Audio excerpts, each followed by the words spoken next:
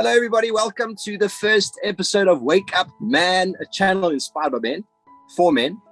This dialogue is about life in general, a way of sharing our personal journeys and learning from the journeys of others. It's a way of sharing, connecting. It's a way of understanding ourselves and our brotherhood connection, which, to be honest, most of us seem to not fully understand. So first of all, myself, hello, everybody. My name is Faulconbridge. I am a wildlife presenter, wilderness guide, called to present, called to facilitate men's rewilding and a connection with nature and ultimately with oneself.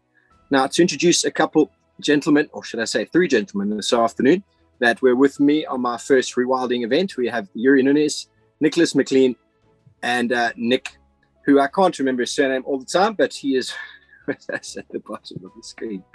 Now, although men's work is rather new to me, however, very exciting, a brother who's been doing it for nearly 20 years. He is an explorer, a facilitator, and a coach. He is a mindfulness fanatic all the way from Pretoria. Hello, Yuri. Thank you for that phenomenal introduction, Steve. I really appreciate it. And very excited to be here. I was super excited when we all discussed the idea of this, being able to explore this concept about what it means to be a man in the world that we live in today, how we can find greater balance in being the best versions of ourselves. And I can't wait to see where this takes us, what we discover, what I can learn about this process from all of you amazing men, and also what I can contribute and what I can offer in support. As you mentioned, I'm a mindfulness, life, relationship coach and facilitator. That's something that I do, something that I'm very passionate about. And I'm very fortunate that I'm able to do that, because I think very few of us get to do what we love. And I'm very fortunate that that is what I love to do. So thank you. I don't want to waste too much more of everyone's time, and I'm going to leave it there and throw it back to you, Steve. Thank you. Thank you, Yuri. Thanks for that. Well, we're also joined this afternoon by another brother, all the way from Sedgefield in the Garden Route, where the rain is always abundant and the sunshine here and there. But he is an inner health coach. He's all about embodied well-being through connection. Nocholas McClean. Lovely to be here with all of you, gentlemen and listeners. This spurred on from you, Steve and Yuri. We are now about connection, and that's what I'm about. And our experience together has brought a brotherhood of connection.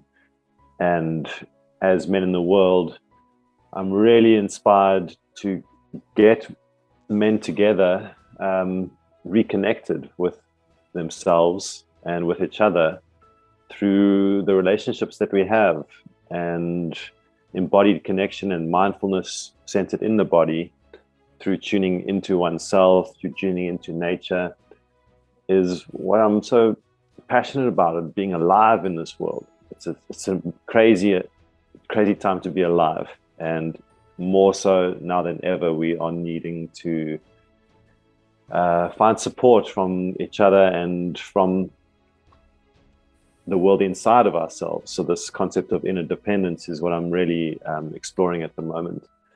And the inner world is all about healing from within, and running gut healing retreats and programs is part of what I do. And the men's work as well is something that's very close to my heart. And that's why we are here. And who knows what comes from our sharing today. And I'm alive with changes in life, and this is a new beginning for all of us. So with that, I'm here in and present. Let's hear from you, Nick. Thank you, Nocholas. And with that sharing, we are also very appreciative to have another brother with us this afternoon. Nick, another gentleman who joined us on the Men's Rewilding Trail. He's a father. He is a husband. He is a postgrad in management practice, and he is a mindfulness practitioner. Hello, Nick, all the way from Pretoria.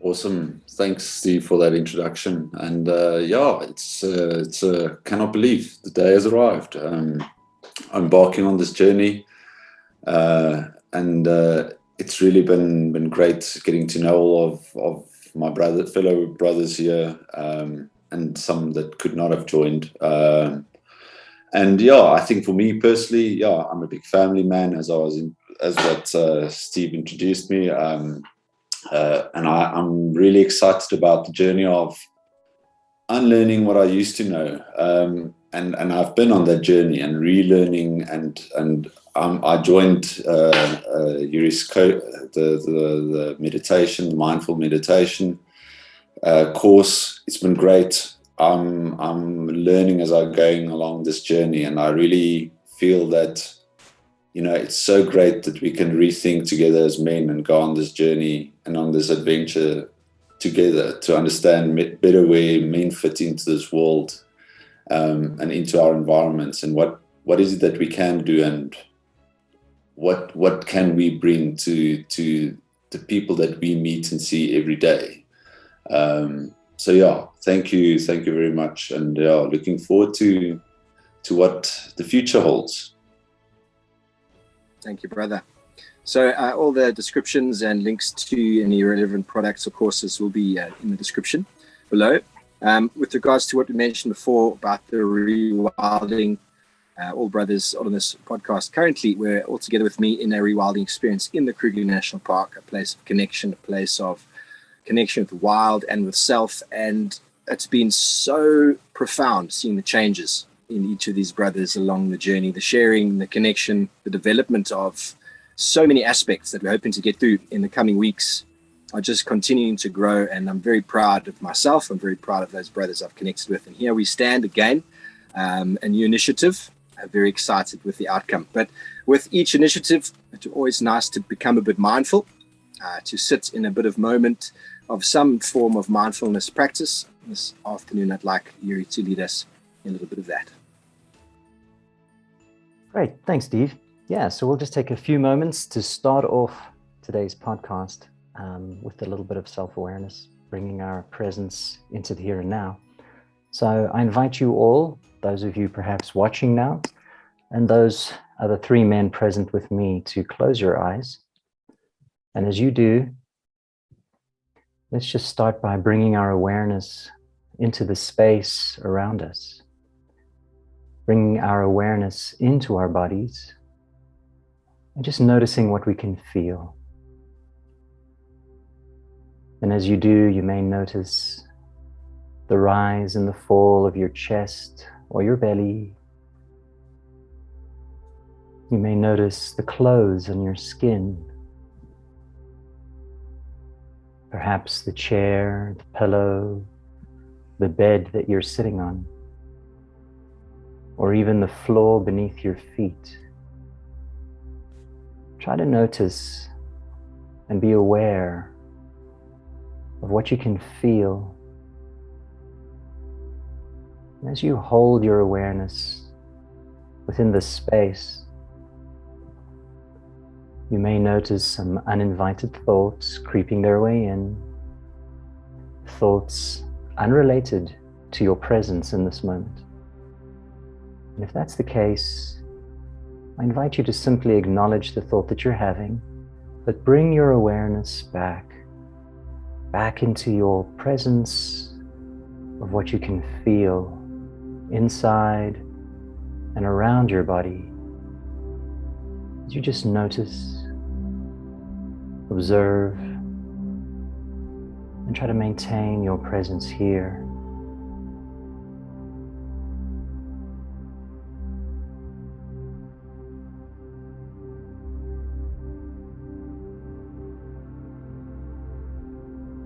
And slowly, I invite you to bring your awareness to your breathing.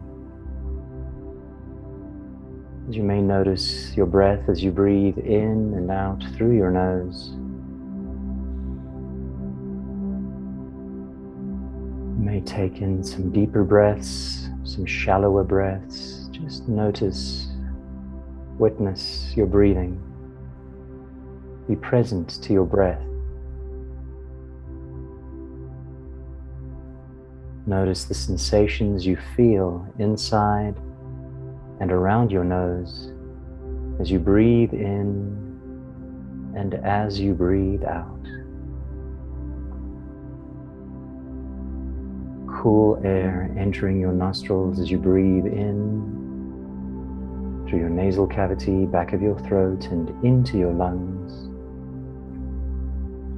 And as you breathe out, the warm air escaping your lungs, back of your throat, nasal cavity, out through your nostrils, and maybe even tickling your upper lip. Just fully mindful and engaged in your breathing.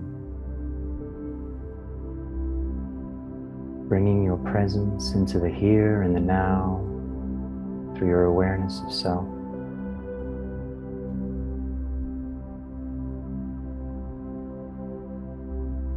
And I invite you now to repeat to yourself, every day, in every way, I'm getting better, better and better. I feel better and better. I have a positive viewpoint towards myself. I see the great within myself. In a moment, I will count from 1 to 3.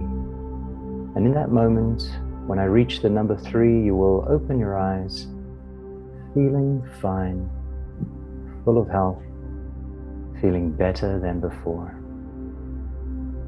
1, 2, coming out slowly. Wiggle your fingers, wiggle your toes, maybe wiggle your bum. Bring your awareness back into the space around you, back into yourself. And 3, open your eyes, taking a deep breath, and thank yourself for a mindful moment or moments. Thank you for that, Yuri. Mindfulness is such an important element in our day-to-day practice. There's so many elements to it. We could talk about it for hours and days, but just the peace that one feels with just a few minutes of being mindful, really calming is something that I think everybody needs to pay attention to and get a little bit more information about, which we will definitely be covering in our future discussions. But this afternoon, we are looking to touch on a journey of life and experiences of waking up. Now, I've been on a journey of spirit, so to speak, for some time, but really has tapped into a documented journey for the last 2 or 3 months, whereby I've sort of been moving from an environment that is quite wild and quite rustic with regards to civilization. It is an environment that I choose to still work in, but not one that I want to live in full time. So my journey of spirit has become one of internal sort of improvement with regards to finding my place in myself, but then finding my roots in the place where I feel more comfortable. And my journey's taken me down to the garden route, right there next to Brother Nocholas, soon to be, we'll see. But in the process, still to be working up here, coming and going. And so that journey is being documented. It's a very profound sort of journey and the shifts that have been going on. And once we're in those journeys, once we're in those sort of uprooting situations, the feelings, Yuri, can be quite uneasy or positive. How are the uprootings, the feelings you went through just recently with your decision? Oh, okay. Well, specifically to a recent decision, to uproot, as you say. I think it's always challenging. We get very comfortable with conformity and kind of things staying the same.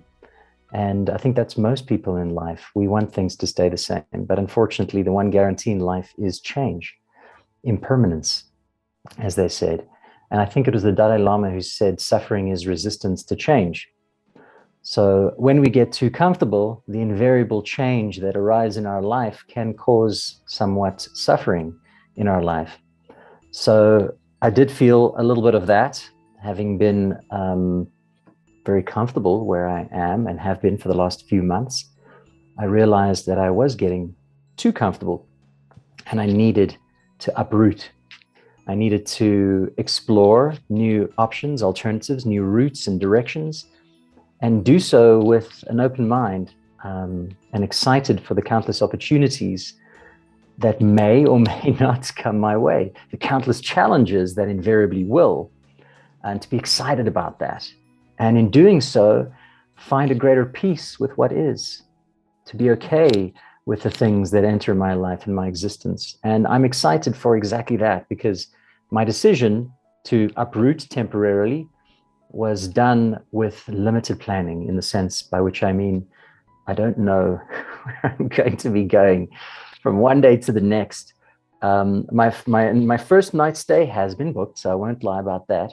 But from that point onwards, it's a little bit up in the air, and I'm excited by that. I'm excited to see what the universe brings me and what interesting new experiences I discover. So, yeah. Exciting times on your journey. And we will delve a little bit more into journeys in the next little bit. But, the channel is called Wake Up Man. Now, Nocholas, what would you define as waking up? Waking up is, to me, what comes to mind is a term called spiritual bypassing, or kind of being asleep or unconscious to what's happening.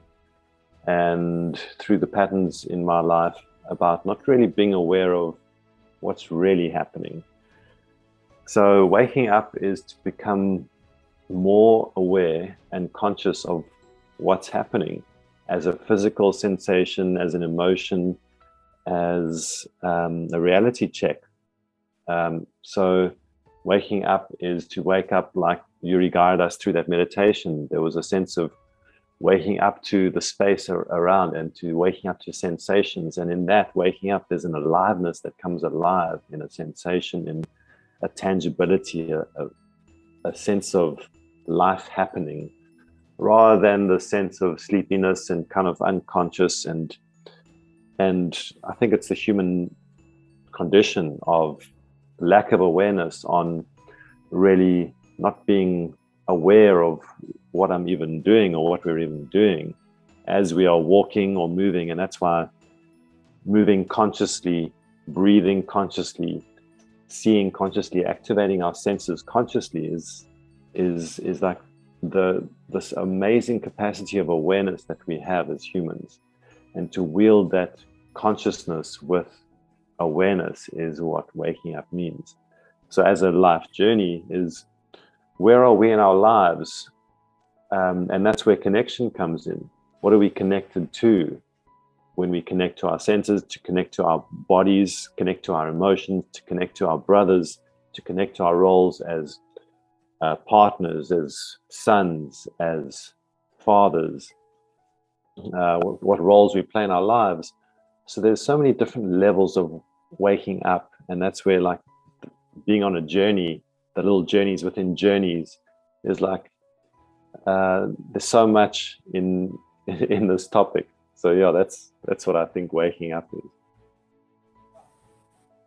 So it's being present in the moment, being aware of what's important, and letting go of all that noise, right? The noise that sometimes blinds us and makes us sleep. It's cutting through the nonsense, the blinds, opening the curtains and seeing what's real and taking it in through our full sensory perception. Now, Nick was on the Rewilding event recently, and I know it was a wake-up call for you. So now, Nick, in your recent wake-up event, what do you get from being awake? Yes, I think for me, it's very much around stepping out of my comfort zone. I mean, going on that journey was definitely for me saying to myself, I need to wake up. I need to reconnect to the wild. That for me is part of waking up the senses and waking up to the environment around me, and just actually looking at what matters in life. Just as a man, where do I find myself in my journey? And yeah, for me, that was a magical couple of days I spent with my brothers, and building up a brotherhood being authentic with one another, being angry and sad at the same time, and, you know, showing your emotions and being what you're being present. And I mean, one thing that popped up into my mind as well as I was sitting and listening, you know, I think it was Lao Tzu that said, a journey of 1,000 miles starts with one step. And that was my step. It was the step I needed to take to wake up again. Beautiful. No, I couldn't agree with you more. And just so that we clear the discussions we're having, we talk about brotherhood, we're talking here about Wake Up Man. Our sisters are doing some wonderful work around the world. They're connected, they're embodied, they know what's going on. The brothers are needing this sort of insight. They're needing this sharing, they're needing this. And as we see with Nick's sharing there, with other brothers on that trail of the sharing, the brothers are needing this information. And we're hoping through this sort of platform to start bringing this sort of awareness to the brothers out there that are feeling a little disconnected, a little bit lost. And by all means, ladies, if you're listening, give your feedback, get involved. This is the brothers waking up. We know many of the ladies are already awake and connected, so please just get involved and help us. But Yuri, a very important element to add on to what do we get from being awake? Why is it so important to me? Why is it so important to you? Why is it so important to us to be awake? Yes, of course. Related to the name of the podcast, Wake Up Man. And I guess that applies to women too, right? It's not just us men that need to wake up. If you're a human being, there's a level of awareness we need to attain in order to better understand how we're holding ourselves back. And for me, that's kind of what I get from the idea, wake up. I think, of course, most people think that the term wake up simply means the physiological process of consciousness returning after sleep. But you can be asleep while you're awake. And I think many people experience that when they're on what some people refer to as autopilot, right? Just kind of the rat race of life. And you're just kind of repetitively doing the same things over and over and over again.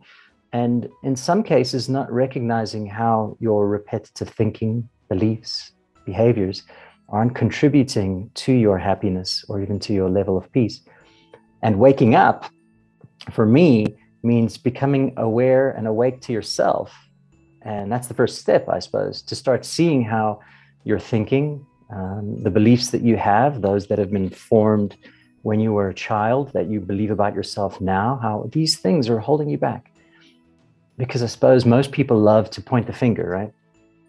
Most people love to, you make me angry, or you're the reason I am upset. And I think there's a huge distinction between blaming someone else and saying you are the cause of my unhappiness, and saying you triggered something inside of me, and acknowledging, interesting that I used that, didn't I? You triggered something inside of me.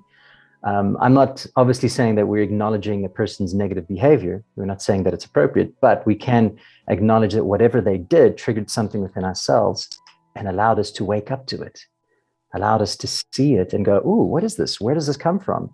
And how does me looking at it allow me to work through it, dissolve it, heal it, so that I can become a more peaceful, balanced man in spite of the madness that's happening around me, whatever that might be.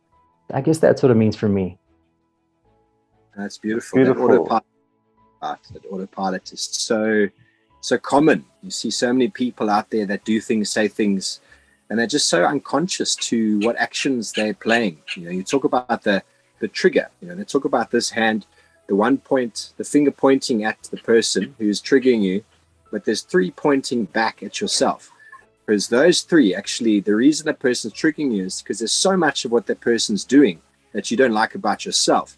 So the awareness of that, and I find that quite strongly in my life these days, is that I'm so aware when someone does something that I'm embodied to the fact that this feeling comes up, and I immediately realize that that person's triggered me. I look at what that feeling is, where it's come from, and then I often, in a wake-up state, go to them and say, hey, what you said to me there was uncalled for, unnecessary, a very gentle, calm, and relaxing way. And the amount of times that person is like, I had no idea. I actually didn't even remember saying those words, is profound. How many arguments and how many disagreements we have in our day-to-day life that we're unaware the other person is unaware. And I suppose that's where waking up comes from. And Nicholas, I think you wanted to add something there.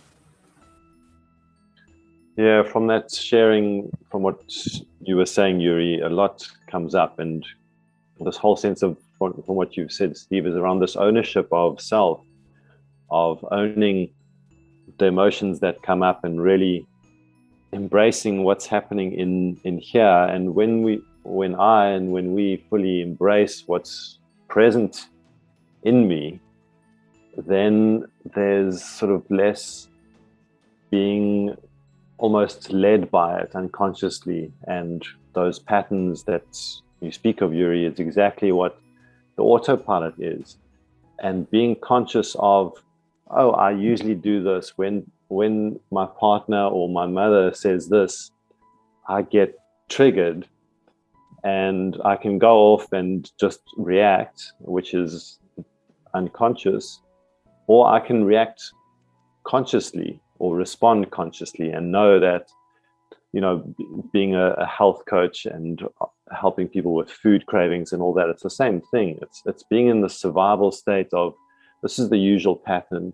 When my mother does that response of her wound and her pain and her protecting herself, then that triggers me, and a whole bunch of anger comes up in me as to, well, why not? And you should be different, and, you know, the resistance against it. And if I really observe it, then instead of this contracted feeling in the body, I can allow it to be there, and it dissipates. It's a beautiful mindfulness practice of waking up to the sensation and not being controlled by the usual pattern that keeps on going. Just like when you reach for that cigarette, Steve, or the brownie, you know, I do it myself. I just choose a healthier brownie option than the sugar-laden brownie. But, you know, reaching for the comfort food of sugar is that same autopilot response. Same as that codependent relationship of my mother, that I feel so good because, you know, I'm getting the love back. There's so many levels of that patterning and getting what we need versus being aware and conscious and waking up from that need. And that's, I think, the beauty of becoming aware and awake is a sense of freedom from not really needing and getting hooked into life's struggles. And that's where, in this time of trust and allowing, can I just trust in the uncertainty? I mean, it's such an uncertain, crazy time, Steve? Everything's changing from one moment to the next. We don't know what's going to happen next with this pandemic and whatever's going on. So more and more need to be free in uncertainty, I think, is what comes up from it. And that's what we can gain. Well, in saying that, you know, so many of these past conditionings that people in these traps people fall into is when they're anxious and when they're fearful. It's very easy to fall into your old patterning when you are afraid of what's going on and when all this stuff is bombarding your head. You know, we need to get out into nature. We need to get out and connect with the wild. We need to breathe the fresh air and get our shoes off in the sand, and we need to eat healthy. And then we start disconnecting from those things that are controlling us to a point where it's all here, all in the mind, and your head just gets so sore, doesn't it? So sore. And that's why the discussions that we're having right now are so important for people around the world to realize that you're not alone. You'll have moments of waking up, and it's a beautiful moment. You just suddenly realize everything's so clear and so awake, and you'll slip again because the world is trying to pull you down. But once you do get clear of that and you start realizing that you're in control of your life, in control of the habits, in control of maybe the alcohol or the cigarettes or the sugar, that it doesn't control you and the fear doesn't control you, and you get past that, then you can basically say you're awake and you're aware and you're feeling those things. By all means, you know, that sugar's going to come along and you go, ooh, something's going to happen. But by going, no, thank you to the bad sweet and eating the very healthy one is an incredibly wake-up, mindful decision, you know. And so those moments in life are beautiful moments. And even if you still have that sugar, you know, you have less than you had the first time, and you get better and better, and slowly the journey continues. But, you know, we spoke initially that this is a journey. And Nicholas and I chatted yesterday about journeys. And I think, Nick, you've got a few different ideas of what a journey really is. Yeah. Nicholas? So is Nicholas or sorry, Steve? Either one. Do you want to give it back to Nicholas? Yeah, no, so I mean, as I touched earlier on around the journey and to what you just said, Nicholas, I mean, we tend to be so reactive. That autopilot kicks in so quickly. And I think for me so far, that this journey that I've been on, practicing to be more mindful of everything that I think about, the way I go about interacting with my kids. There are obviously a lot of challenges in today's day and world. I mean, a lot of us work from home. You've got your kids around, your wife around, your work-life space has kind of mushed into one. Whereas in the past there used to be clear-cut boundaries, and I think for me that's been such a great, since I've come back from the trip that we did together. It's been such a great journey and adventure that I've been on my own to realize, when am I reacting in my old ways? When do you pull back and fall kind of back into those old ways versus, being aware of the fact that, listen, don't be reactive, just be present. And in so little bit by bit, you start changing your behavior and the way you go about doing things. Whether it's in your relationship with your wife, kids, partners, or whether it's with food, as we've just discussed. And I think that's been profound for me. And again, yes, there will be tougher times. It's human nature, right? It's life. But I think it's just, again, that concept of being more aware around it and waking up to the fact that this is actually, the way I used to deal with matters that arose, and now I'm dealing with it in a very different way. Nick, can I jump in there and ask you, it sounds like as an example or like something that happened for you, do you have something that you could share with us as a personal experience? So, I mean, for me, like, I think I kind of, and I will reflect back on the trip that we did, right? It's that reconnection with nature, and obviously being there with all of you on that journey. That for me was a big learning, to say, go back to basics. It's not about the stuff, the houses that we stay in, the cars that we drive, because that's what the world tends to kind of throw at you, right? And I think that for me was the big thing that I wanted to take out of it, and I got so much more out of it, was, again, reconnecting with the wild and actually learning new ways of doing things. I mean, I never really was exposed to mindfulness, meditation. I never really did it. I knew about it, never really practiced it. Ever since, I've done it every single day since I've been back. And I cannot go a day without it. I cannot go a day without it. It's even if there's some mornings, obviously, it's a bit crazier than others. So, it happens late in the day. Those days I struggle to get going. I need to have my time. Like my family said, my Zen time. Thank you, Nick. Now, there are moments like that are so profound.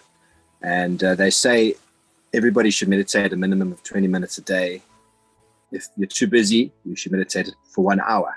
So you need to be mindful. The productivity increases, the amount of stuff I shuffle through my brain when I meditate. Then when I come out of meditation, it's just like bang, bang, bang, bang. Life flows beautifully.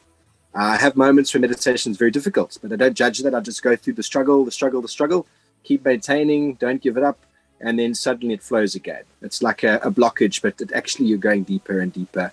It's not one level, it goes deeper, and then life just gets easier and easier. Now, Nicholas and I were chatting yesterday about levels of journey. There's the physical, there's the mental, there's emotional, spiritual. You know, we can travel to different countries. We can go on the Camino, things like that, where you can really embark on spiritual sorts of adventures into no man's land, where you deal with yourself. You know, that's where this journey comes in.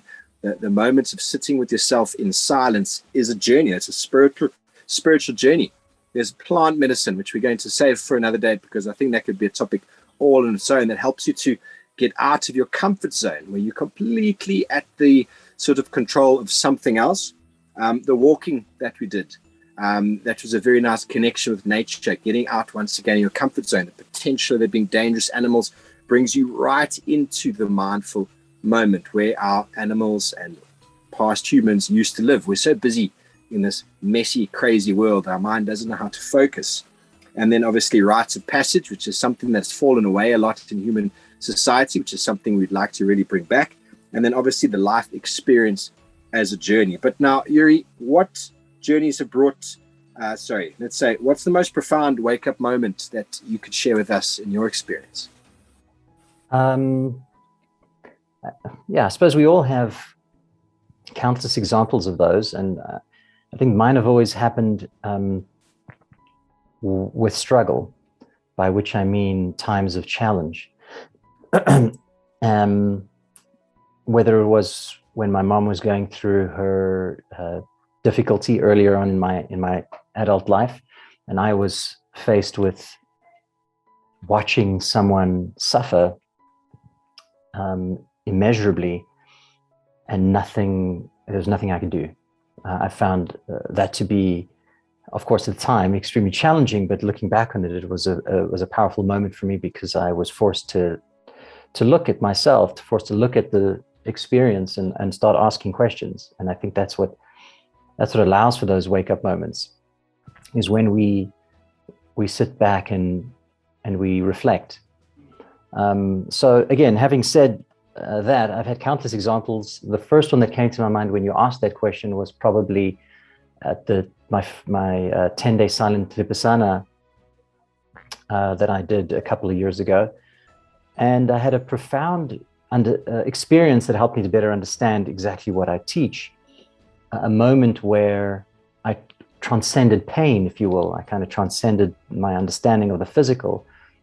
I'll try to keep it brief, but Steve has done 10-day silent meditations numerous times, so he might be familiar with this. But when you're sitting for upwards of 12 hours a day in meditation, your back can get extremely painful, to say the least. Not just your back, any number of muscles in your body. And I was feeling that, I think, on day 6, and I was ignoring some of the advice given by Gwenka, who is the individual who you learn from. And I was skipping the pain. You know, you're supposed to scan your body. And I kept jumping past that part where the pain was. Because of course, I think it's a normal reaction to have. That's what we do in life. We try to avoid the discomfort, we try to avoid the pain. And I was the perfect example of that. That's what I was doing. When I scanned my body, when I got to the back where the terrible pain was, it felt like I was being stabbed by a knife. I would avoid it. I would skip it, move to the next body part, because I thought if I don't put my awareness there, I won't feel the pain as much. And then eventually the advice was repeated, and I actually listened to it this time. And it said, sit with that area, accept it, forgive it, and kind of let go of the fact that it's there and you can't do anything about it. And eventually I did. I kind of sat with that pain. And I remembered, I don't know why, but I just thought, there was a moment of, I think the word was, I just give up. But I think the realization was letting go. I kind of let go of this need to control it. And I remember imagining myself hugging my back. And I kind of saying, I don't know why you're in pain. I don't know if you represent anything. I don't know what you are, but you know what? I love you. And I embraced the pain, so to speak. And the most magical wake-up moment happened where the pain just started to dissipate. And there was a moment where I wasn't sure if I was actually experiencing it, because the pain just started to disappear from the edges of my back and slowly kept moving until it reached my spine. And I only felt the pain in my spine, and then poof, it was gone. there was absolutely no pain. And if anyone was watching me, I'm sure my face looked like this, because it was profound. It was just a wake-up moment where I literally thought like, I've done it. I've mastered meditation. And of course, 2 days later, the pain came back. But no, sorry, 2 meditations later, the pain came back. But it was a powerful moment, because in that moment, I realized that I've been getting in my way the whole time. I could have let go of that pain far sooner if I just followed the advice. Anyways, I said I'd keep it brief, so I'll leave it there. But that for me, including all the other experiences that I've had, that's just one of the examples I thought of first as a wake-up moment for me. Thank you for the question. Thanks, Yuri. Well, Vipassana is a mindfulness meditation that takes you through 10 days of complete in-the-moment presence practicing. And Nick, that's your next one, because you did a men's show with us. But Vipassana, everybody, it's not a holiday. It's a 10 days of incredibly hard work on yourself. And each time I've done one, the second time, third one I go, I'm sitting there day 2 going, what on earth am I doing back here? And then the same thing, the realization of the pain and the overwhelming pain, and then you deal with it. And as soon as you think you're on top of it, it smashes you again. But that, once again, is those layers we spoke about of how the meditation gets harder because you're actually working. And to maintain the equanimity, the balanced mind in that present state is exactly what then, when you come out of that difficult situation, when life throws those things at you, you just smile. Because you've been through it before, and it's a very, very profound experience that I highly recommend. And we'll probably do a little bit more of a podcast on that at a later stage. But Nicholas, I'm sure yourself, you've got a moment you'd like to share with us. Yeah, I think what's coming up right now as we speak, and in preparation, there was thoughts of, okay, what part of the journey would I share? And right now, what comes up is how, trauma is part of a big thing that I'm called to work with. And I'm learning so much about how that presents, and your experience of the pain and the pain body. And for me, it was my recent new love relationship, and how that's brought up so much of my pain of my little boy that's withdraws and shuts down and disconnects, essentially feeling like I'm not loved and I'm useless, and all the bad things that I think of myself then come up, and or the other person, and then creating these stories. And that's the trigger of like this runaway train of fear and aloneness that I was going through when my partner just asked for a bit of space. And that I went in this whole experience, and it was a waking up moment, because instead of just, and I remember from previous relationships when I was in my teens or 20s, of going down that sort of isolation and blame of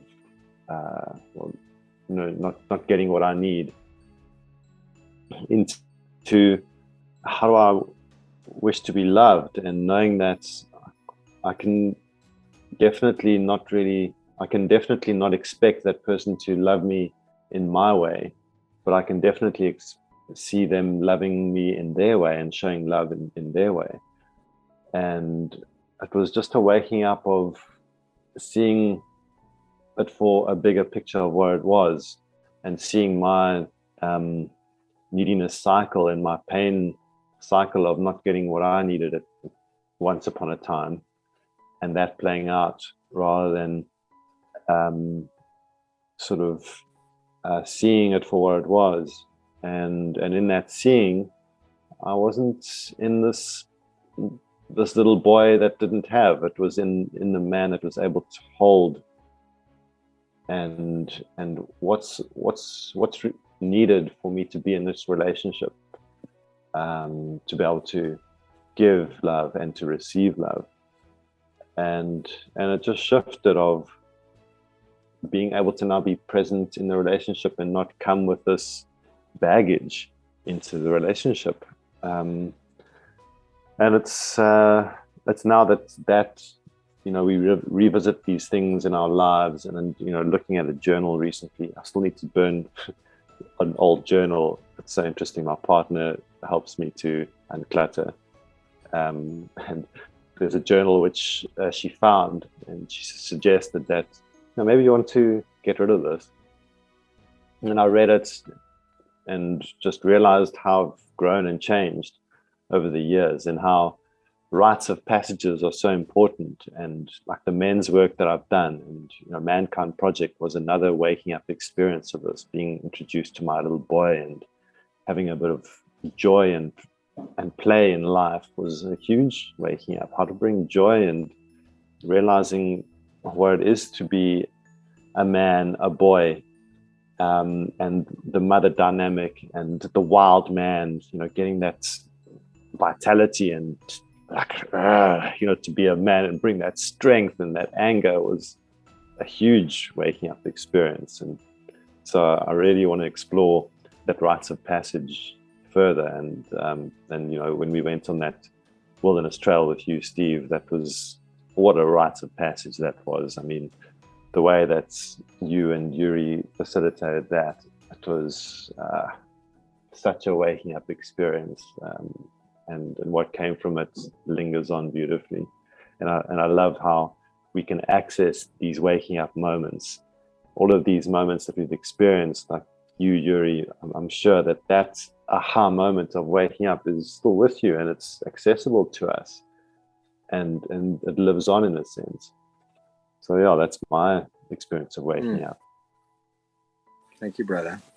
You talk about decluttering and removing journals and all those things we hold on to in a personal capacity, but meditation helps us to unclutter and declutter the mind. You do Vipassana, the first 3 days, you just take movies and books and stories of sexual violence and whatever violence out of the head. It just gets stored there. Imagine the amount of stuff in this day and age, this world, this fear-driven society we have, that's stored up there.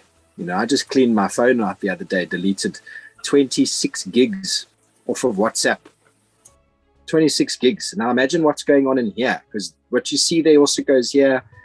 It's just, there's so much nonsense that we clutter ourselves with and hold on to, like the little boy holding on to the toys of his childhood. And now you're a man, still got those childhood toys, still got the same way of attaining energy from your partner.